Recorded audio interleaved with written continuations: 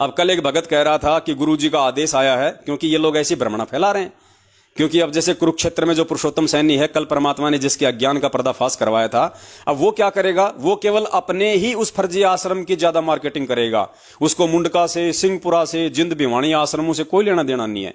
उसने तो कुरुक्षेत्र वाले उस जमीन के टुकड़े को अपने बाप दादाओं की प्रॉपर्टी समझ लिया, अब उसी की मार्केटिंग करेगा। तो सबको पता है कि वो 5 एकड़ में है। जो कुरुक्षेत्र का जो फर्जी आश्रम बन रहा है, भक्तों को मूर्ख बना के जो उन्होंने जो जमीनें ले ली, जो भक्तों को मूर्ख बना के वहां पे सेवादारों के रूप में, मजदूरों के रूप में लगा रखा है, वो 5 एकड़ में है। और वो क्या संगत के अंदर ये भ्रमणा फैला रहा है, अफवाह फैला रहा है कि गुरुजी का आदेश आ गया, बेटा मैं बहुत जल्दी आने वाला हूं और कुरुक्षेत्र आश्रम को तैयार करो, मैं वहीं सत्संग करूंगा आके। मतलब गुरुजी जब आएंगे तो इनके उस कुरुक्षेत्र वाले फर्जी आश्रम में ही सत्संग करेंगे। और भगत भाई क्या कर रहे हैं?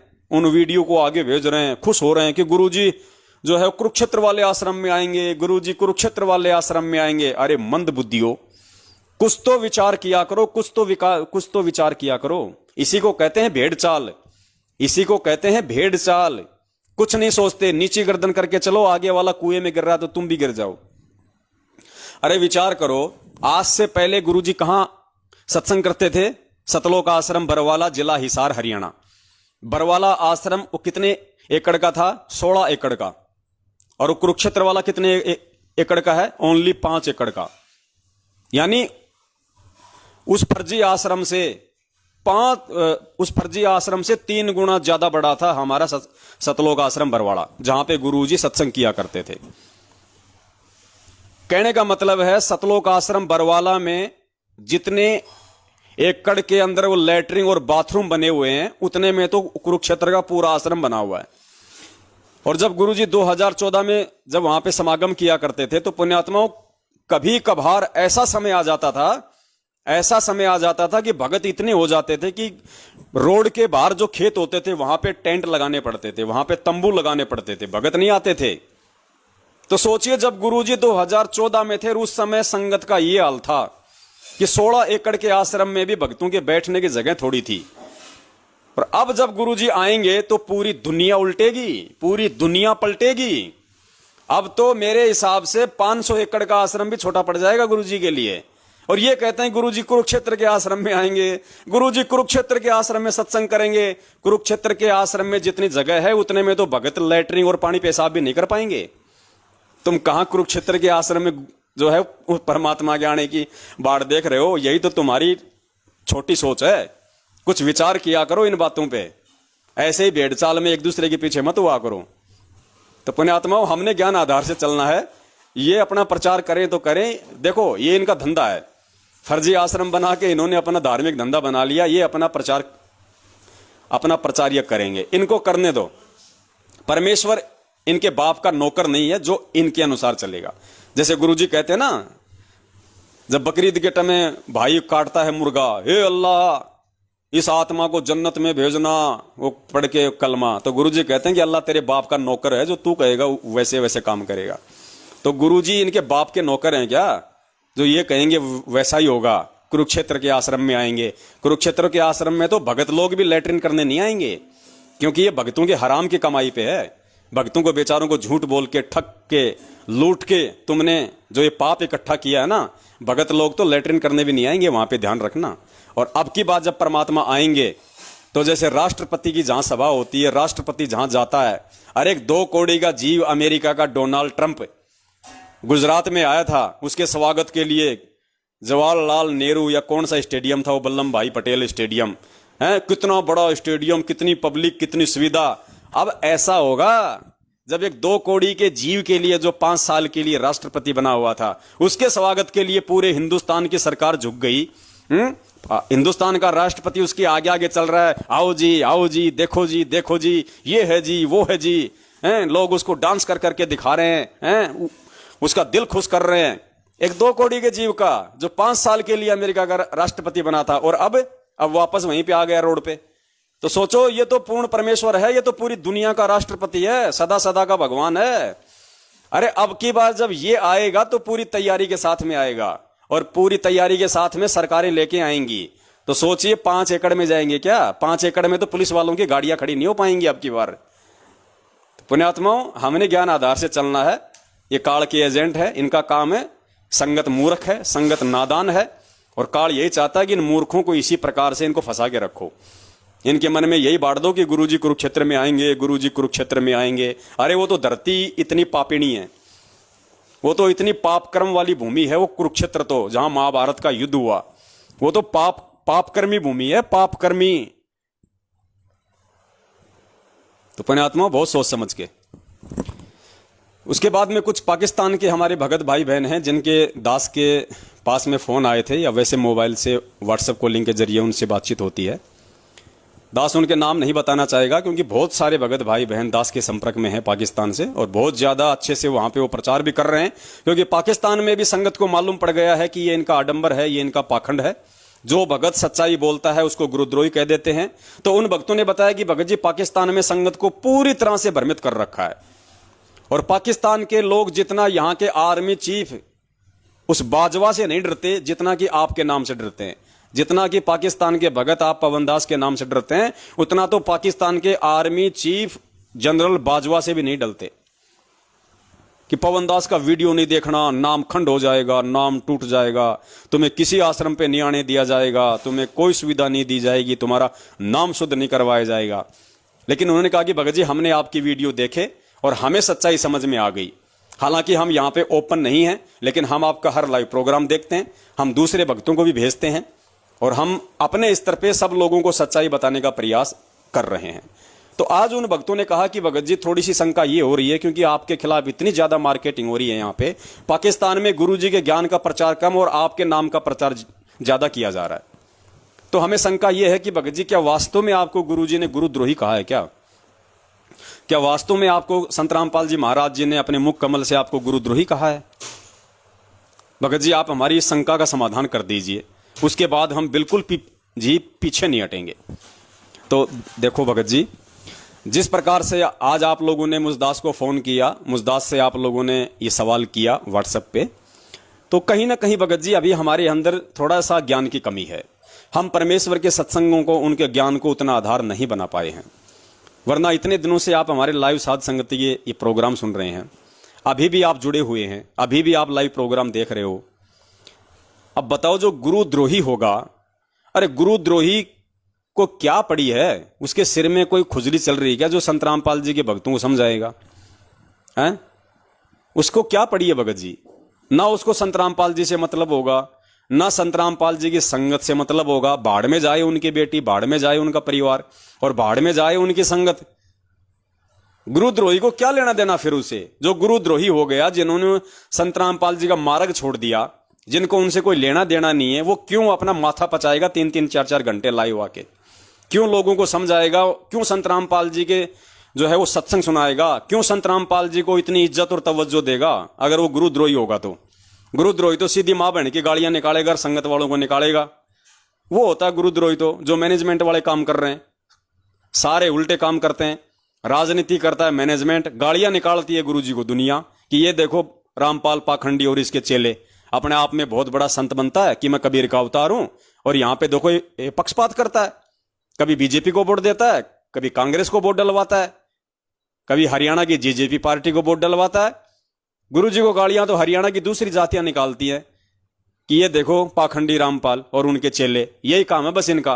खाली ये तो कागजों में है संत, बाकी इनका कोई लेना देना नहीं इनका साधुता से। जाटों के आरक्षण में जाके खड़े हो गए। अरे हम ब्राह्मण, हम ठाकर, हम बनिए, हमारे से क्या दुश्मनी है बाबा रामपाल की, जो जाटों को आरक्षण दिलवाने के लिए वहां पे उनके साथ में हो गया? ये तो पक्षपात करता है, राजनीति करता है। एक तरफ तो कहता है कि जीव हमारी जाति है और मानव धर्म हमारा, हिंदू मुस्लिम सिख ईसाई धर्म नहीं कोई न्यारा है, और यहां पे ये भेदभाव कर रहा है। जाटों के साथ में खड़ा हो गया, जाटों के साथ में अपने भक्तों को खड़ा कर दिया उनको आरक्षण दिलवाने के लिए। खुद कहता है कि मैं सतलोक लेके जाऊंगा, यहां पे आरक्षण के लिए मर रहे हैं। तो पुण्यात्माओं, इनकी उल्टी हरकतों के चलते, सतलोक आश्रम मैनेजमेंट हरियाणा वालों की गंदी और हरकतों के चलते आज पूरी दुनिया तुम्हारे गुरुजी को गालियां निकाल रही है, उनकी निंदा करती है, उनकी चुगली करती है। तो असली गुरुद्रोही तो ये हैं, इनको कहते हैं साइलेंट गुरुद्रोही। साइलेंट गुरुद्रोही। अरे जो कमाल था कमाल ने कभी उस कबीर परमात्मा को गालियां निकाली थी क्या? कभी नहीं निकाली। क्या उस कबीर परमात्मा को कुछ उल्टा सीधा बोला था? कभी नहीं बोला। वो भी तो गुरुद्रोही कहलाया, क्योंकि वो साइलेंट गुरुद्रोही था, क्योंकि वो नीचे नीचे परमेश्वर की आत्माओं को तोड़ रहा था। वो उन आत्माओं को अपना शिष्य बना रहा था, वो गुरु बन बैठा था। जैसे वो संजय बन गया हिमाचल में, जैसे ये मैनेजमेंट वाले गांव गांव में इन्होंने अपने गुरु बैठा दिए। ये कहते हैं डीवीडी से तो गुरुजी नाम देते हैं। अरे डीवीडी से अगर गुरुजी नाम देते हैं तो डीवीडी को, उस सीडी को वहीं रखे रहने दो जहां रखी है। तुम उसको लैपटॉप में मत डालो, उस सीडी को तुम उसमें मत डालो वीसीआर में। उस सीडी को निकाल के टेबल पर रख दो ऐसे की ऐसे, देखते हैं देखिए वो सीडी अपने आप नाम देगी क्या? जब वो सीडी अपने आप नाम देने लग जाए, वो जो गोल गोल जो होती है वो कैसेट, उसको तुम टेबल पे रख दो निकाल के और सामने बैठा दो नाम देने वाले को।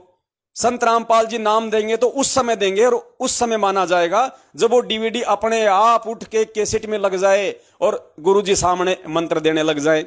उस सीडी का कान तो तुम दबाते हो, उस सीडी के बटन तो तुम दबा रहे हो। तुम जब तक बटन नहीं दबाओगे, तुम जब तक यस नहीं करोगे, संत रामपाल जी महाराज जी कहां से बोल देंगे उसमें, टीवी में, लैपटॉप में? तो काम तो सारा तुम कर रहे हो, कान तो तुम मरोड़ रहे हो। वो अपने आप देने लग जाए नाम, जब माने कि हाँ संत रामपाल जी महाराज दे रहे, फिर तो हम भी लाएंगे भक्तों को भाई नाम दिलाने। गुरु जी नाम दे रहे हैं, तो ये घर घर में बैठ गए कमाल। अरे 650 साल पहले अगर डीवीडी होती, लैपटॉप होता, तो कमाल के सिर में क्यों कीड़े पड़ रहे थे क्या? वो भी डीवीडी से नाम देता, और डीवीडी से नाम देता तो भी गुरुजी उसको गुरुद्रोही बोलते आज। तो वही काम तो ये कर रहे हैं। आज डीवीडी की सुविधा हो गई, डीवीडी की सुविधा नहीं होती तो इनको ये खुद अपने मुंह से नाम देते आज, ये खुद अपने मुंह से नाम देते आज ये लोग। तो ये है साइलेंट गुरुद्रोही, और ये काल का लोक है भगत जी। यहां पे जो सत्य का प्रचार करता है उसी के ऊपर दोष आता है। अब बताइए हमारे गुरुजी क्या देशद्रोही है? अरे हमारे गुरुजी तो देशों का उद्धार करने के लिए आए हैं। देशों से ऊंच नीच, अमीरी गरीबी, राग द्वेष, लड़ाई झगड़े, मारपीट, चोरी जारी, काला बाजारी, लूटखोरी, भ्रष्टाचारी, बेईमानी, इन सबको खत्म करने आए हैं। सबको इंसान बनाने आए हैं, इंसान से देवता बनाने आए हैं। और ऐसे महापुरुष को लोगों ने देशद्रोही बना दिया। तो भगत जी ये विचार तो अब आप लोगों ने करना है। सरकार आपके गुरुजी को देशद्रोही कह रही, लोग आपके गुरुजी को देशद्रोही कह रहे, लेकिन यह निर्णय तो आपके ऊपर है। अब आप इस चीज का कैसे निर्णय करोगे कि आपके गुरुजी देशद्रोही है या नहीं है? ये आप निर्णय करोगे गुरुजी के सत्संगों से, और कोई तरीका नहीं है, वरना आपको कोई भी आपको भ्रमित कर देगा। अभी आपने मान लिया कि हाँ जी मेरे गुरुजी सही है, कल को किसी हरियाणा के आदमी से आपकी बातचीत होगी, वो कह देगा अरे यार तू किसके संपर्क में आ गया यार, किसके संपर्क में आ गया? रामपाल, अरे वो तो मेरे साथ में जेई की नौकरी करता था यार, जा रे यार, बीड़ी पीता था मेरे साथ वहां पे, बीड़ी इंटरवल में जब लंच होता था तो रामपाल बीड़ी पीता था मेरे साथ। अरे यार रातों को हम दोनों खेत में साथ साथ पानी देते थे, गेहूं में, हमारा खेत और उसका खेत बराबर में तो है। अरे यार अब इतनी बात कही, हम तो जीव है। अरे यार ये गुरुजी के गांव का यार झूठ क्यों बोलेगा यार, गुरुजी के साथ में नौकरी करता था, इसको क्या मतलब झूठ बोलने का? फिर हमारे मन में शंका हो जाएगी यार गुरुजी सही हैं या गलत है। फिर कोई सत्सेवक संपर्क में आ गया, फिर आपको वो प्रमाण दिखाएगा, सारी बातें दिखाएगा, फिर आपके अंदर आएगी हिम्मत, हाँ यार मेरे गुरुजी सही है, वो आदमी झूठ बोल रहा है, मेरे गुरुजी सही है। तो गुरुजी कहते हैं कि बेटा ये ज्ञान आधार नहीं है, ये तो पैंदे की तरह गोल गोल गोल गोल घूमते रहो, कोई उधर से ठोकर मारे तो इधर आ जाओ, इधर से ठोकर मारे तो उधर चले जाओ। गुरुजी ने बताया बेटा ये ज्ञान नहीं है। गुरुजी ने हमें गीता जी अध्याय नंबर 2 श्लोक नंबर 53 का एग्जाम्पल दिया। क्यों दिए गुरुजी ने सत्संग एग्जाम्पल, क्यों समझाए गुरुजी ने? रातों को 2-2 बजे जाग के गुरुजी अपनी नींद खराब करके हमें सत्संग सुनाते थे। कौन से दिन के लिए? आज के लिए। परमेश्वर अंतर्यामी थे, उनको पता था कि काल ऐसी परिस्थितियां पैदा करेगा, और उन परिस्थितियों में ही मैं अपने बच्चों के ज्ञान को निखारूंगा। मैं मेरे बच्चों के ज्ञान की परीक्षा लूंगा कि मेरे बच्चे मुझे कितना पहचान पाए, मुझे कितना समझ पाए, मेरे ज्ञान पे वो कितने दृढ़ हैं। इसकी पहचान दुख में होती है, संकट में होती है, परेशानियों में होती है, धर्म संकट की स्थिति में होती है।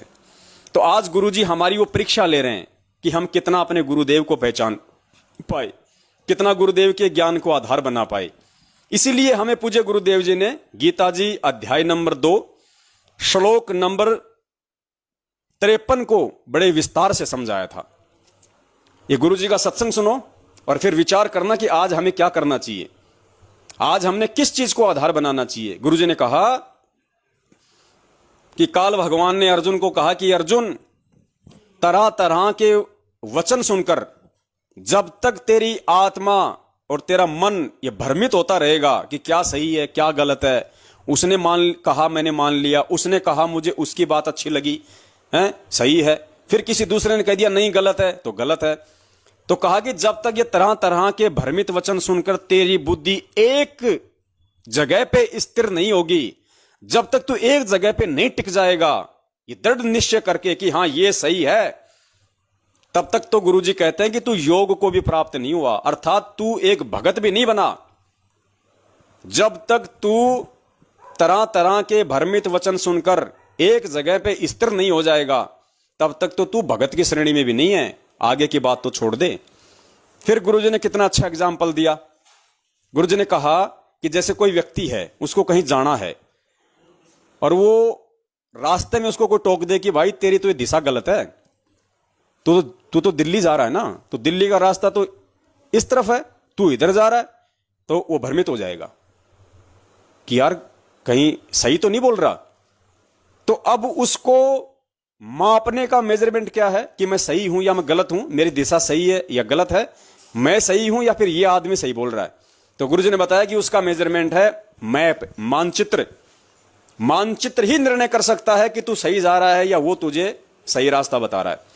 तो वो व्यक्ति तुझे मानचित्र दिखा के ये दिखा दे कि देख फिलहाल तू यहां खड़ा है और देख ये दिल्ली इस तरफ है और तू जा रहा है, वो जा रहा है तू बंबई की तरफ, तो फिर आदमी को विश्वास करना चाहिए कि हां भाई बात सही है और मुझे सही चलना है। और वरना तू जा रहा है ऐसे ही, सामने से कोई आया उसने कहा अरे कहां जा रहा है, जयपुर, अरे तू बावड़े इधर क्यों जा रहा है, जयपुर तो इधर है, मूर्ख है क्या। तो फिर हम क्या करेंगे, हम उस तरफ बोलेंगे।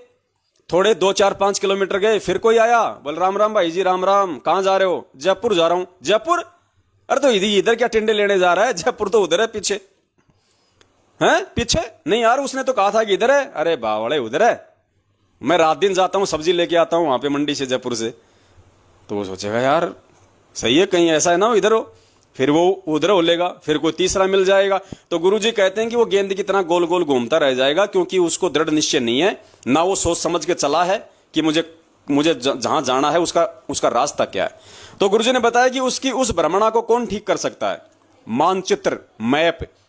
अब कोई व्यक्ति उसको मानचित्र दिखा दे कि तू देख यहां खड़ा है और जयपुर इस तरफ है, अब चाहे तुझे कोई कुछ कहे, उसके बाद वो व्यक्ति किसी की बात नहीं सुनेगा, क्योंकि उसने मानचित्र को अपनी आंखों से देख लिया।